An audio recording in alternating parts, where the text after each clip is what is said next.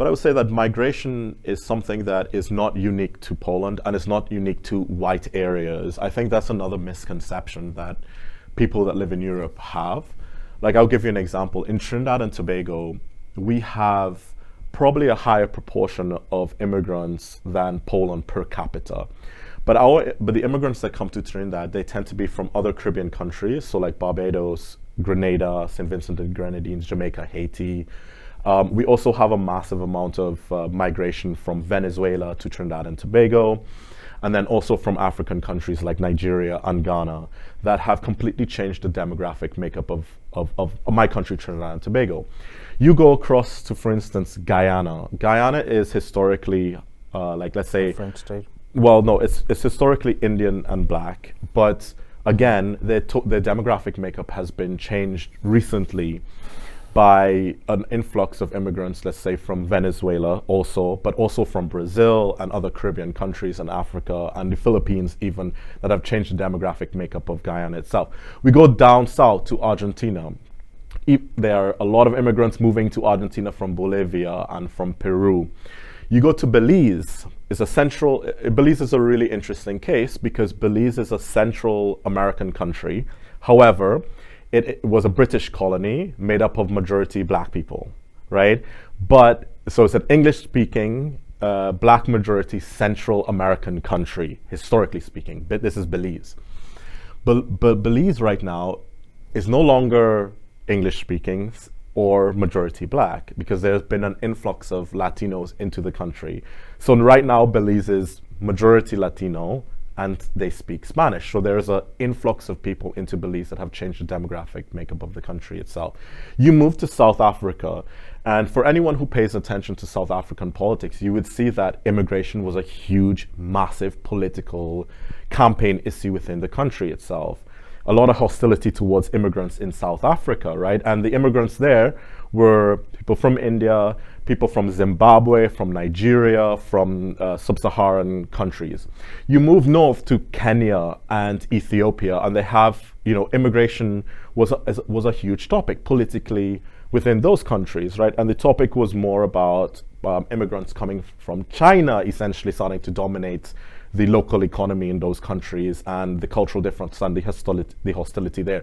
You move to India, where you're from, and you see that within the east of India, there is a huge issue with Burmese immigrants coming from Burma, the Rohingya, into states within India, and how that has become a massive immigration issue. You go to Malaysia, and in Malaysia you have the Indian and Chinese sort of immigration to Malaysia and how that has become an issue. You go to Japan, and they are bringing in a lot of Central Asians from Kazakhstan, Uzbekistan, Philippines, Taiwan, Vietnam, Indonesia into Japan essentially because to sort of work there. So even in Japan, mono-ethnic state, there's a lot of immigrants even there recently.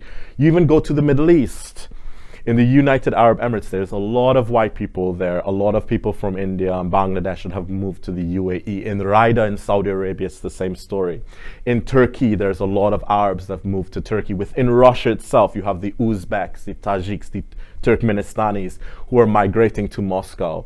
So the issue of global migration is not a uniquely white thing, and I think a lot of people within Europe and Poland specifically, they're under the assumption, they say things like, why do they always come to white? They're not only coming to white places. The migration is not only that way. That's a very Eurocentric, ignorant thing to quite say. It's a global issue. And I have one of my friends, his name is Camille, but I won't tell you his last name. He votes for Confederacja. He likes me very much because, I'm very open and, whatever. I don't care. I'm not a sensitive person. And, I had to just kind of he said, no, Josh, you know what? I'm going to go to war, essentially, to make sure that Poland remains a mono-ethnic country. And I said, who are you going to go to war with, Camille? And he told me that he's going to go to war against these foreign cultures who want to invade his country. And he's going to go to war with the elite that are doing this or making this migration happen. And I said, listen to me, Camille.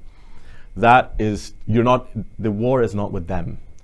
The war is with the internet and the war is with the jet engine.